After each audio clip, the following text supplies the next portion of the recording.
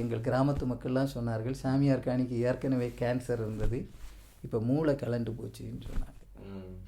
சிலுவையை குறித்த உபதேசம் கெட்டு போகிறவர்களுக்கு பைத்தியமாக இருக்கிறது என்று வாசிக்கிறோம் அல்லவா? அப்படி என்னுடைய தாத்தா அவருடைய அனுபவத்தை சாட்சியாக எங்களுக்கு சொல்கிறார்.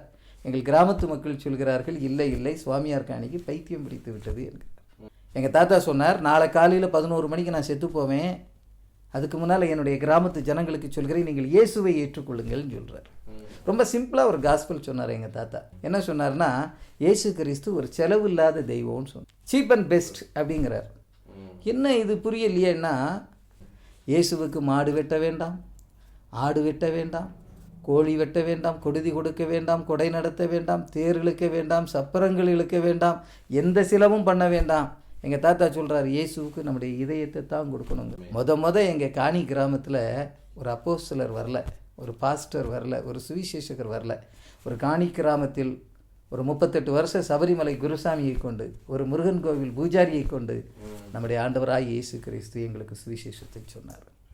ரொம்ப சிம்பிளாக எங்கள் தாத்தா சொன்னார், இயேசு கிறிஸ்து ஒரு செலவில்லாத தெய்வம், ஒரு சீப் அண்ட் பெஸ்ட் காட், அந்த தெய்வத்தை நாம் ஏற்றுக்கொள்ளணும். நான் அப்போ 10 வயது சிறுவனாக இருந்தேன். எங்கள் தாத்தாவுக்கு ஒரு நியாயமான ஆசை இருந்தது. என்னென்னா, அவருடைய காலத்திற்கு பிறகு அவருடைய மந்திரவாத தொழிலை, அவருடைய பூஜை விதிமுறைகளுக்கான தொழிலை, அவருடைய காலத்திற்கு பிறகு ஒரு மானசீக சீடன் ஒருவன் அதை கொண்டு நடத்த வேண்டும் என்று அவர் ஆசைப்பட்டார். அந்த இடத்துல அவருடைய மூத்த மகளுடைய மூத்த மகனாகிய எனக்குத்தான் அதை கற்றுத்தந்தார். அதனால் என்னை அழைத்து அருகிலே நிறுத்தி கொண்டு சொன்னார், சுரேஷ், உனக்கு மந்திரவாதத்தை கற்றுத்தந்த உன்னுடைய குருசாமி நான் சொல்லுகிறேன், முருகன் கோவிலுக்கு பூஜை விதிமுறைகளை கற்றுத்தந்த உன்னுடைய மானசீக குரு நான் சொல்லுகிறேன், இனி உனக்கு இந்த வழிபாடுகள் வேண்டாம், நீ இயேசுவை ஏற்றுக்கொள்ளணும், நீ இயேசுவுக்கு சாட்சியாக வாழணும், இயேசுவுக்கு சாட்சியாக நீ வாழ்ந்தால் உன்னை ஆண்டவர் ஆசீர்வதிப்பார். நாளை காலை 11 மணிக்கு நான் செத்து போவேன், நீ சின்ன பையன், உனக்கு வாழ்க்கை இருக்கிறது, நீ இயேசுவை ஏற்றுக்கொண்டால் இந்த கிராமத்துக்கும் சொல்லலாம், உலகமெல்லாம் இருக்கிற அத்தனை கிராமங்களுக்கும் நீ ஆண்டவரை சொல்லலாம்னு சொன்னார்.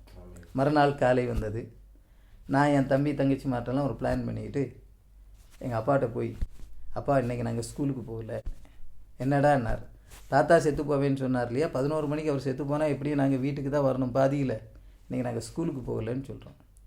உடனே எங்கள் தகப்பனார் சொல்கிறார், இல்லைடா, தாத்தா ஏதோ ஒரு கெட்ட கனவை பார்த்துட்டு வளர்றார், சாமியார் காணியினுடைய உடம்புல கேன்சர் இல்லை, அவர் சௌக்கியமாயிட்டார், மருத்துவர்கள் சர்டிஃபிகேட் கொடுத்துட்டாங்க, நீங்களாம் ஸ்கூலுக்கு போங்க.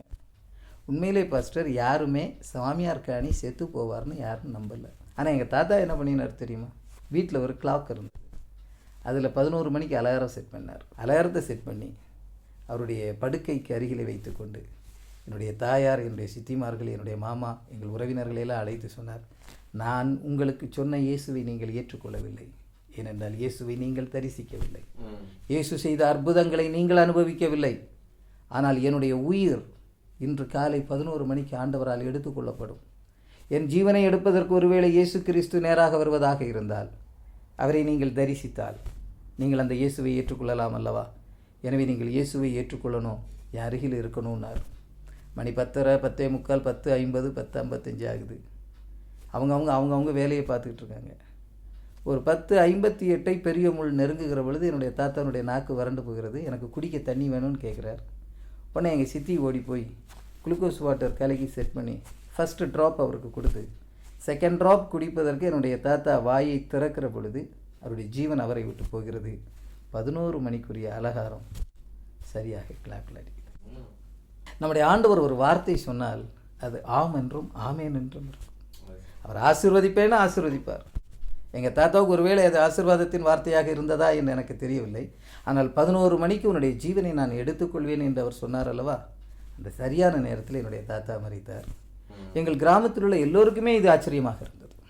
எல்லோரும் வியந்து பார்த்தார்கள், சாமியார் காணி சொன்ன நேரத்தில் செத்துட்டாரே. அவர் மரிப்பதற்கு முன்னால் சொல்லியிருந்தார், பொதுவாக எங்கள் காணியின மக்களுடைய விதிமுறைப்படி ஒருத்தர் இறந்து போயிட்டு அதனுடைய ஆவியை பிடித்து அடக்கம் பண்ணுவதுன்னு ஒரு கலாச்சாரம் உண்டு. செத்து போனவனுடைய ஆன்மா இன்னொருவனை தொந்தரவு பண்ணக்கூடாது என்பதற்காக அந்த ஆன்மாவை பிடித்து அடக்கம் பண்ணுகிற ஒரு வழிபாடு உண்டு. எங்கள் தாத்தா சொன்னார், நான் கிறிஸ்தவன், கிறிஸ்துவை உடையவன், கிறிஸ்துவை ஏற்றுக்கொண்டவன், என்னுடைய உடலை நீங்கள் எரிக்கக்கூடாது, எந்த ஆகம வழிபாடுகளுக்கும் என்னை உட்படுத்தக்கூடாது, என்னை கிறிஸ்தவ முறைப்படி அடக்கம் செய்ய வேண்டும், பிரேதப்பெட்டி வாங்கிட்டு வந்து அடக்கம் பண்ணணும்னார். உள்ளபடியே எங்கள் காணி கிராமத்தில் முதல் முறையாக ஒரு பிரேதப்பெட்டி என்று ஒன்று வந்தது எங்கள் தாத்தாவுடைய மரணத்தில். சரியாக அவர் என்ன சொன்னாரோ அப்படியே அடக்கம் செய்தார்கள், கல்லறை கட்டினார்கள். சிலுவை வைக்க வேண்டும் என்று என்னுடைய தாத்தா சொல்லியிருந்தார். என்னுடைய தகப்பனார் அதை ஏற்றுக்கொள்ளவில்லை. இவையெல்லாம் முறையாக செய்தவர்கள்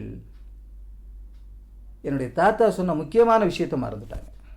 16வது அடியந்திரம் வந்தபோது ஊர் கூடி ஊர் பெரியவர்கள் எல்லாம் முடிவெடுக்கிறார்கள். முருகன் கோவில் பூட்டி கிடக்குது, ஊர் கோவில் பூட்டி இருக்குது, குலதெய்வம் கோபித்து கொள்ளும், குடும்ப கோவில் நடை திறக்காவிட்டால் குலதெய்வம் பல குழப்பங்களை விளைவிக்கும்னு சொல்கிறாங்க. அதனால் எல்லோரும் சேர்ந்து முடிவெடுத்தார்கள், சுவாமியார் காணி காலத்திற்கு பிறகு இந்த கோவிலுக்கு ஒரு பூஜாரி வேண்டும், சாமியாடுவதற்கு ஒரு சாமியாடி வேண்டும், யாரை தேர்ந்தெடுக்கலாம் என்று யோசிக்கிற பொழுது தான் எல்லோரும் ஏகோமித்த மனதோடு சிறுவனாகி என்னை தேர்ந்தெடுத்தார்கள். என்னுடைய அனுபவ சாட்சியை நீங்கள் கேட்டீங்க இல்லையா? என்னுடைய அனுபவ சாட்சிக்கு முன்னால் இவ்வளவு விஷயம் இருக்கிறது. என்னுடைய தாத்தா சொல்கிறார், நீ இயேசுவை ஏற்றுக்கொண்டால் இந்த கிராமத்திற்கு மட்டுமல்ல உலகத்தில் உள்ள எல்லா கிராமத்துக்கும் நீ இயேசுவை சொல்லலாம்னு சொல்கிறார். ஆனால் எங்கள் கிராமத்து மக்கள் சொல்கிறார்கள், இல்லை இல்லை, நீ உன் தாத்தாவை வழிபட்டுக்கிட்டு இருந்த முருகன் கோவிலுக்கு நீ தான் பூஜாரி, ஊர் கோயிலுக்கு நீ சாமியாடி, நீ வரணும்னு சொல்லி என்னுடைய தாத்தா கழுத்திலே ஒரு 108 கொட்டைகள் அடங்கிய உத்ராட்சை மாலை ஒன்றை போட்டிருந்தார். அதிலே 108 வாதைகள் அடக்கும். அதை கொண்டு வந்து என்னுடைய கழுத்திலே போட்டார். நான் எங்களுடைய മുരുകൻ കോവിലുക്ക് പൂജാരിയാകും. ഞങ്ങളെ കൊണ്ട് ചെയ്യാനുള്ള എല്ലാ ട്രീറ്റ്മെൻറ്റും ചെയ്തിട്ടുണ്ട്. ഇനി ഈ മരുന്നുകൾ കൊണ്ട് ഇവൻ രക്ഷപ്പെടും എന്നുള്ള പ്രത്യാശ ഞങ്ങൾക്കില്ല. അതുകൊണ്ട് ഇവനെ വീട്ടിലേക്ക് കൊണ്ടുപോവുക, വല്ലതും അവൻ ആഗ്രഹിച്ച് ചോദിക്കുകയാണെങ്കിൽ വാങ്ങിച്ചു കൊടുക്കുക, 3 അല്ലെങ്കിൽ 4 ദിവസം അവൻ മരിച്ചു പോകും. அவன் ஏதாவது ஆசைப்பட்டு கேட்டால் வாங்கி கொடுங்க, 3 நாள் இல்லைன்னா 4 நாள் அவன் செத்து போவான்னு. என்னை என்னுடைய தகப்பனாரும் இதே யோவிலும் என்னை வீட்டுக்கு எடுத்து வருகிறார்கள். வீட்டில் கொண்டு வந்து போட்டாங்க. என்னுடைய கழுத்தில் அந்த கட்டி பெருசாகி அது வெடித்து அப்படியே ப்ளீடிங் ஆக ஆரம்பிக்குது. எங்களுக்கு நாங்கள் மலையில் எங்களுக்கு வந்து எந்த ஒரு ஃபஸ்ட் எய்டு ட்ரீட்மெண்ட்டுக்கான வாய்ப்புகள் இல்லை. வேகமாக இன்ஃபெக்ஷன் ஆகிட்டு உள்ளே புழு வைத்து விட்டது, மரண அவஸ்தை. கடைசி அந்த நிமிடத்தை நான் யோசித்து பார்க்கிறேன். ஒரு சின்ன ஒரு பதைப்பு மட்டும்தான் இருந்தது என்னுடைய கழுத்து பையில், ஒரு விக்கல் சவுண்டு. இந்த விக்கல் சவுண்டு மட்டும்தான் வரும்.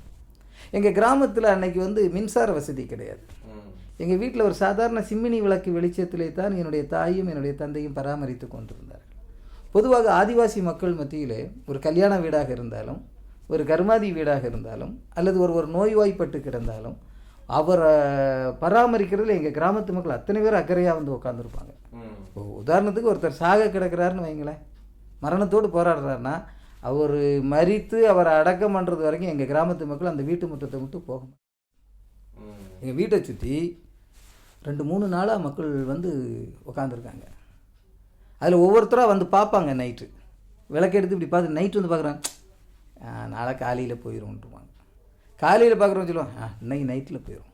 எங்கள் கிராமத்தில் உள்ள ஒருத்தரை வந்து எங்கள் பக்கத்து கிராமத்தில் உள்ளவங்க பார்த்தா சாமிகாணி பேரன் இருக்கானா போயிட்டானான்னு கேட்பாங்க. இப்படி என்னுடைய மரணத்தின் நிமிடங்களை எண்ணிக்கொண்டிருந்த தருணம். எங்கள் வீட்டுக்கு பின்னால் ஒரு மருது மரம் ஒன்று நின்றுது, பட்டு போய் நின்ற மரம். அந்த மரத்தை வெட்டி விறகுகளாக்கி எங்கள் வீட்டுக்கு பின்னால் அடுக்கி வச்சுருந்தாங்க. என்னுடைய உடலில் உயிர் இருக்கிற பொழுதே என்னுடைய சித்தப்பா ஒருத்தர் ஈக்கிலியை எடுத்து, பச்சை ஈக்கிலியை எடுத்து வந்து என்னுடைய சரீரத்தை அளந்து பின்னால் குழி வெட்டி வைத்திருந்தார். சுரேஷ்காணி செத்து போனால் அவனை எரிப்பதற்கு விறகுகள் தயாராக இருக்கிறது, குழி தயாராக இருக்கிறது, மரணத்திற்காக எங்கள் கிராமத்து மக்கள் காத்து கொண்டிருக்கிறார்கள். அப்போ தான் எங்கள் கிராமத்துக்கு பக்கத்தில் கீரிப்பாறைன்னு ஒரு கிராமம் இருக்குது. அங்கே ஃபுல் காஸ்பல் பெண்டிகாஸ்ட் சர்ச்சுன்னு ஒரு பெந்தைகோஸ்தை சபை. அந்த சபையில் 2 சகோதரிகள், ஒரு அம்மா பேர் சரோஜா, இன்னொரு அம்மா பேர் ரோசம்மா. அந்த 2 ஊழியக்கார சகோதரிகளும் வெள்ளை ஆடை உடுத்தி கொண்டு ஒவ்வொரு சனிக்கிழமையும் கையில் வேத புத்தகத்தோடு எங்கள் மலை கிராமத்திற்கு வருவார்கள். எங்களுடைய மலை கிராமத்தினுடைய அடிவாரத்தில் பரளியார் என்ற ஒரு கிராமம் இருந்தது. அந்த கிராமத்திலே அவர்களுக்கு ஒரு கிளை ஊழியம் உண்டு. அங்கு ஊழியம் செய்வதற்காக வருகிறவர்கள் எங்கள் வீட்டிலே வந்து கொஞ்சம் இளைப்பாறி போவது வழக்கம். அப்படி அவர்கள் வருகிற போது மரணத்தோடு போராடி கொண்டிருந்த என்னை வந்து பார்த்தார்கள். என்னை உற்று பார்த்து விட்டு எங்கள் அப்பாட்ட சொன்னாங்க, இந்த நோயினால் இந்த பிள்ளை சாக மாட்டான், இவனை கர்த்தர் உயிர்ப்பிப்பார். நாங்கள் ஆராதிக்கிற இயேசு ஜீவன் உள்ளவர், அவர் ஜீவனுள்ள தேவன். அவர் இந்த பிள்ளையை குணமாக்குவார். நீங்கள் நம்பிக்கையோடு இந்த பிள்ளையை எங்கள் ஆலயத்துக்கு எடுத்துகிட்டு வாங்க, நாங்கள் ஜெபிக்கிறோம்னு சொன்னாங்க. எங்கள் அப்பா சொன்னார், அந்த தவறை மீண்டும் நாங்கள் செய்ய மாட்டோம். எங்கள் மாமா வேத கோவிலுக்கு போனார், அதனால் குலதெய்வம் கோபித்து எங்கள் பிள்ளையை அடிச்சிருக்கு. சரோஜா என்கிற அந்த சிஸ்டர் சொன்னார், கோபித்து கொள்வது தெய்வம் அல்ல, அடிப்பது தெய்வம் அல்ல, அரவணைப்பவர் தான் ஆண்டவர். நாங்கள் ஆராதிக்கிற இயேசு உங்கள் பிள்ளையை குணமாக்குவார், நீங்கள் உங்கள் பிள்ளையை கூட்டுவாங்கன்னு சொன்னார். எங்கள் அப்பா கொஞ்சம் அடம் பிடித்தார். எங்கள் அம்மா சொன்னாங்க, இல்லை, இனி எனக்கு என் பிள்ளையை குணமாக்குகிற தெய்வம் தான் தெய்வம். இவன் என் மூத்த மகன், இவன் சாகக்கூடாது. இவனை எந்த தெய்வம் உயிர்ப்பிக்கிறதோ அந்த தெய்வம் தான் இனி எனக்கு தெய்வம்னு சொல்லி ஒரு ஞாயிற்றுக்கிழமை காலை அந்த ஓலை பாயிலிருந்து என்னுடைய தகப்பனார் என்னை புரட்டி போடுகிறார். எனக்கு முதுகெல்லாம் பெட்ஷோர், முதுகு பகுதிகளெலாம் புண்ணாகி இருக்கிறது. அந்த புண்ணினுடைய சதையும் சீலும் பாயிலை ஒட்டி கொண்டு இருக்கிறது. அப்படியே என்னை புரட்டி போட்டு டெட்டால் விட்டு என்னை கழுவி சுத்தம் பண்ணி ஒரு பெட்ஷீட்டில் சுருட்டிக்கிட்டு ஒரு விறகு கட்டையை சுமந்து போவது போல தான் என்னுடைய தகப்பனார் என்னை அந்த ஆலயத்திற்கு எடுத்து போகிறார். 1982 வருடம் செப்டம்பர் மாதம் 17ஆம் தேதி அந்த பெந்தைக்கோஸ்தே தேவாலயத்திற்கு நான் கொண்டு போகப்படுகிறேன்.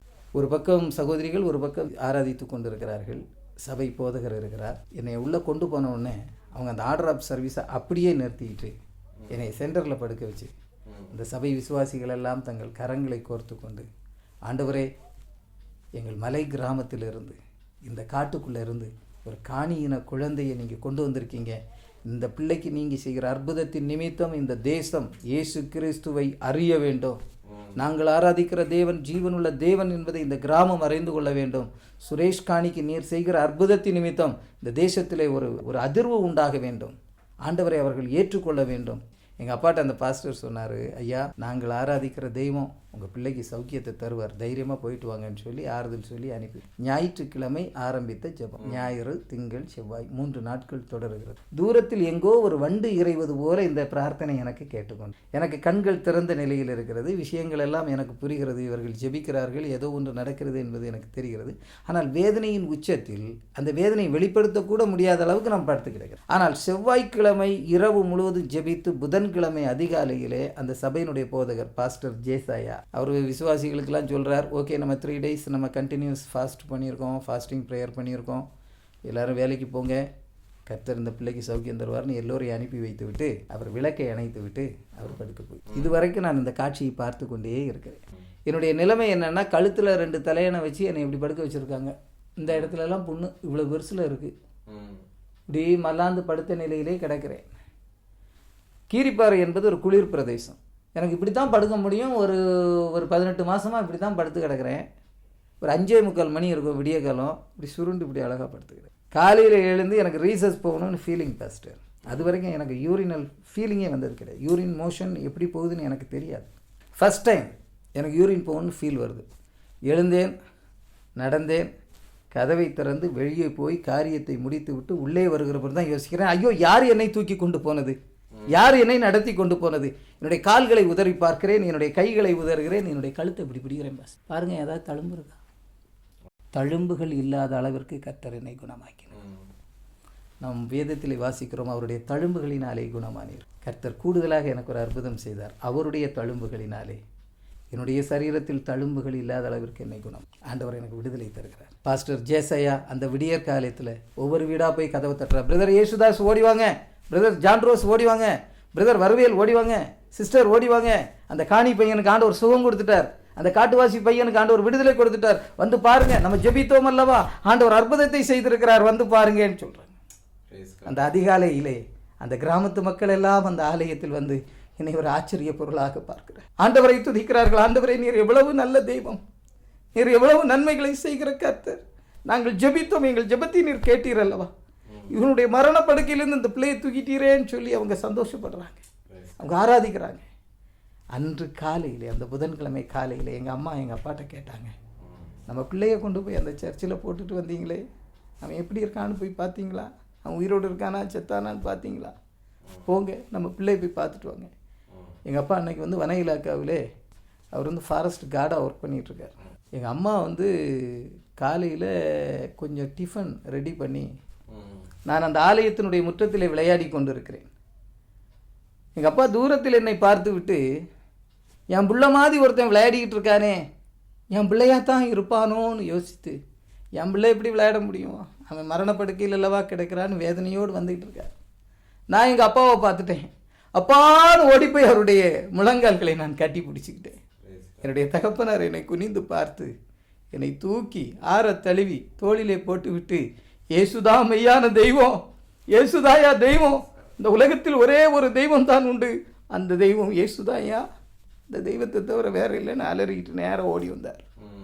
ஓடி வந்து அந்த சர்ச்சில் என்னை இறக்கி விட்டுக்கிட்டு அந்த பாஸ்டர்கிட்ட போய் கேட்டார், ஐயா உங்கள் தெய்வத்துக்கு நான் என்னையா கொடுக்கணும், என் பிள்ளைய குணமாக்கிட்டீங்களே, என் பிள்ளை செத்து போவான், விறகெல்லாம் வெட்டி வச்சுருக்கோம் ஐயா, குழி ரெடியாக இருக்குய்யா, என் பிள்ளைய குணமாக்கிட்டீங்களே, நான் எத்தனை ரூபா கொடுக்கணும்னு சொல்லுங்க ஐயா, இந்த இயேசுக்கு நான் என்ன செய்யணும்னு சொல்லுங்கன்னு சொல்லும்போது அந்த போதகர் சொன்னார், இந்த இயேசுவுக்கு பணம் தேவையில்லையா, பொன்னும் பொருளும் இவருக்கு தேவையில்லை, உன் இதயத்தில் இடத்தை கொடு, இந்த இயேசுவை இங்கே விட்டுட்டு போகாத, உன் வீட்டுக்கு கூட்டு போ, இந்த இயேசுவை அவன் வீட்டுக்கு அழைச்சிட்டு போ.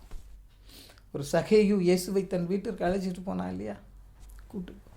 உன் மனைவிக்கும் உன் பிள்ளைகளுக்கும் சொல்லு, இயேசுவை அல்லாமல் வேறொரு இரட்சகர் இல்லை என்கிற சத்தியத்தை சொல்லு. எங்கள் அப்பா சந்தோஷத்தோடு வீட்டுக்கு போய் எங்கள் அம்மா என் தம்பி தங்கச்சி மாட்டலாம் சொல்கிறார், இயேசுதான் மெய்யான தெய்வம், நம்ம பிள்ளை பொழைச்சிட்டான், இயேசு குணமாக்கி இருக்கிறார்.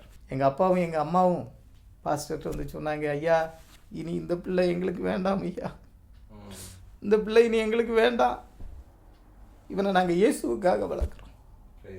மாடனுக்காக ஆட்டை வளர்ப்பார்கள், காளிக்காக கோழியை வளர்ப்பார்கள்.